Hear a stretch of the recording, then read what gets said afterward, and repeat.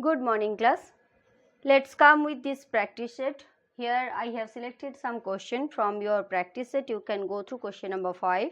This one, how much cloth will be used in making 6 shirt if each requires 2 whole 1 by 4 meter of cloth, allowing 1 by 8 meter of waste in cutting and finishing in each shirt. Okay. So first I have written cloth required for each shirt. Okay. Then how much cloth will be wasted with each shirt? So let's write the cloth wasted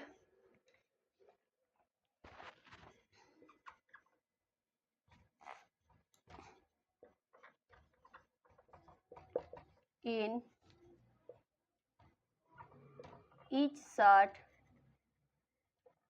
that is equal to 1 by 8 meter. So actually requirement of the cloth is equal to, so cloth used for one shirt, actually used for one shirt is equal to 2 whole 1 by 4 meter plus 1 by 8 meter. So let's add them. First I will change this one. It will be 2 4 are 8 plus 1 9 by 4 meter plus 1 by 8 meter. That means here LCM is 8. So it will be 18 plus 1. That means it is 19 by 8 meter. Okay, this is the requirement of cloth for one shirt. Now in the second part of this question you have asked, if you want to make 6 shirts, so how much cloth you will require for that? So cloth required or will be used for 6 shirts is equal to cloth required for 6 shirt, that is equal to 6 into 19 by 8 meter. So let's multiply this one. Yes, it will be 114 by 8 meter. That is the answer you will get. You can change this one in mixed fraction. So if you are changing, but you will get, yes, 8 1s are 8, 3 34, 8 4s are 32, then 2, you can change it in 14 whole 1 by 4 meter. Okay, so this much cloth will require to make 6 shirt. Okay, let's come to the next question. The second question I have selected, it is question number 20, and here the diagram has been given. You may go through this one, and in this question you have asked to find out angle PRS, angle QRS and angle RQS. Okay, so what are the things has been given? First one is RS is perpendicular to PQ, that one RS is perpendicular to PQ, and angle R is equal to 90 degree, angle P is equal to 55 degree. These three things has been given and you have asked to find out these things. Okay, so first let's come to PRS, that means PRS, this angle you are asked to find out how much it will be. Okay, from the, if you are considering this one as a triangle, that means from triangle, if I am taking RPS, from that you can see that angle P is equal to 55 degree, okay, and angle S equal to 90 degree, because it is perpendicular, so it will make 90 degree angle. Here it is 90, so that one also 90. So it is 90 degree we have got. Now we don't know that one. That means angle PRS is equal to how much? We know that angle sum property, that is equal to 180 degree, or you can write it like that, that sum of these three angle, that means angle PRS plus angle P plus angle S is equal to 180 degree, because it is the angle sum property, by angle sum property. Okay, here, so I can find out PRS is equal to, these two has been given, so I can shift them to the right hand side, and what is the sum of these two? That is equal to 145. So after subtraction, what I am getting? I am getting 35 degree. So the measure of this angle is 35. I have got 35 degree, this part only. Okay, let's come to the second bit of this question. What you have asked in this one? The answer of the first bit I have got angle PRS, that is equal to 35 degree. We have find out. Now come to the second part. You have asked the measure of angle QRS. this one. Okay, if it is a 90-degree angle and this one is 35 degrees, so what will be the measure of QRS?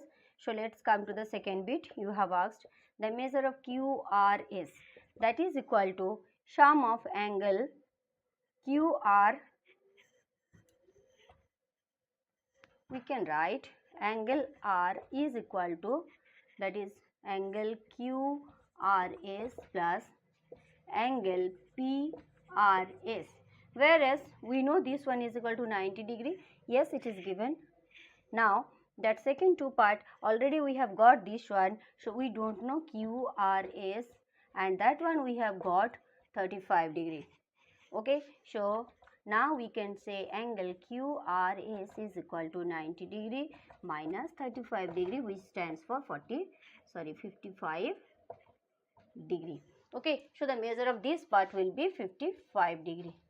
Yes, you can verify the sum of these two is become 90 degree. Now in third question you have asked what is the measure of, okay, let me mark it there.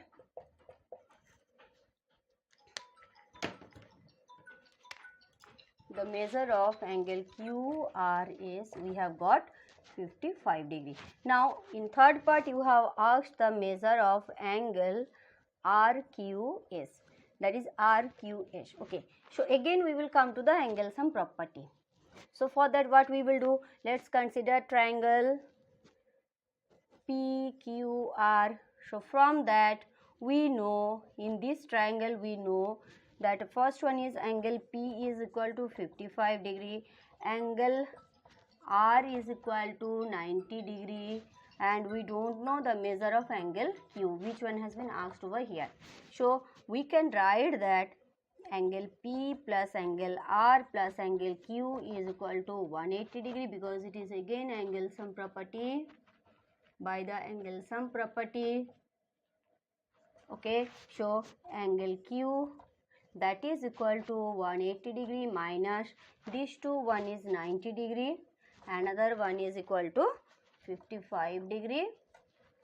So how much we are getting? It is 180 degree minus that sum of these two is equal to 145 degree, it is 180 degree. Okay, after subtracting these two, what we are getting, that is equal to 35 degree. So this angle it will be 35 degree. So in third bit we can write angle RQS is equal to 35 degree. Okay, let's come to the third. Here I have selected question number 21. All of you can go through the question. One diagram has been given like that, what I have drawn on the board, and you have asked to find that that AD and BC are equal. Okay, so what has been given in these two? So let's find out the two triangles and their given parts which are the equal. So first I am taking, let's take triangle ABC, and another one is triangle BAD, triangle BAD. Okay, two triangles I have find out, and what are the things has been given equal in both of them. First, let's take angle C here. So that is equal to angle D. You can see it has been marked like that. Then in this triangle, angle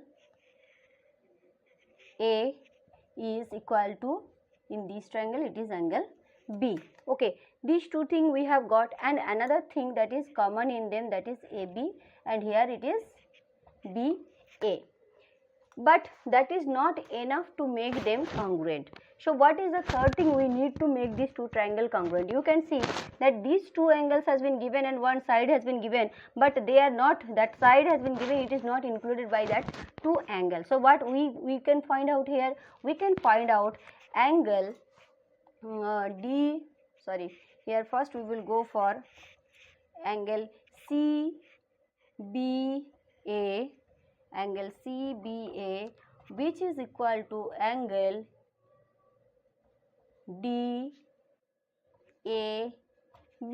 Why? Because this is the third angle of these two triangles. This angle, this is the third angle of this triangle, and this is the third angle of this triangle. If two angles have been given equal, then obviously the third angle will be equal. By the angle sum property also we can say. Okay, so here we have got these two angles are equal. Okay, that means this is the angle we are finding out that it is equal. I have marked this one with 3 rings. Okay, so if I have got these two angles are equal and that angle is also equal, yes, and this one angle has been equal, that means I can say here that now I will put them in the criterion. Here angle for triangle ABC, I am taking angle A, okay, that is equal to angle B of this triangle, and here angle this one is equal to DAB,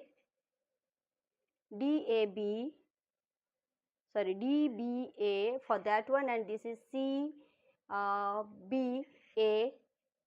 CBA, that is equal to angle DAB, and included in between them we have the side that is equal to AB equal to AB. So here we can say, you can notice also that that side is included between these two angles, so we can prove that they are congruent by angle side angle. Okay, so this criterion we are applying here to make them congruent. So here we can write they are congruent by angle side angle criterion. Okay, so what are the name of the triangles we have got? These two, they are congruent by this criterion. Okay, so when the two triangles are congruent, so now we can say that all the parts or all the sides and angles will be equal. So here, as it was asked that AD equal to BC is equal, yes, we can write that AD is equal to BC. How? Because they are congruent part of congruent triangle. By that we can say, yes, they are congruent part of congruent triangle. Okay, already we have proved that these two triangles are congruent. Okay, let's come to the next question. The last question I have selected here, that is question number 29. Go through the question. After what time will rupees 4,000 give an interest of rupees 500 at 5% rate per annum? Okay, so what are the things has been given? Here you will find out the time. So time has not given, and principal is given. Principal amount has been given, that is rupees 4,000. Okay, that simple interest you are getting, that is given rupees 500, and rate percent has been given 5% per annum. So what is not given, that is equal to time. We have to find it out. So what is the formula for that? First we can write, as per the formula we will write that SI equal to PTR by 100. So T stands for SI into 100 by P into R. Okay, so let's find it out. So T equal to SI, we have 4,000, and that is 100 by, sorry, it was SI was given 500, then it is 4,000 is the principal and rate percent is 5. So let's cancel this. It is 30, so 2 and another 1, then 5 2s are 10, 2 2s are, so you are getting 5 by 2 years, or you can write 2 whole 1 by 2 years. That much time will require to give an interest of 500 if that deposited amount is 4,000 and rate of interest per annum has been given 5%. Okay, so what is the answer we have got? It is equal to 2 year and 2.5 year. Okay, so I hope you all can solve the rest of the questions. So good luck.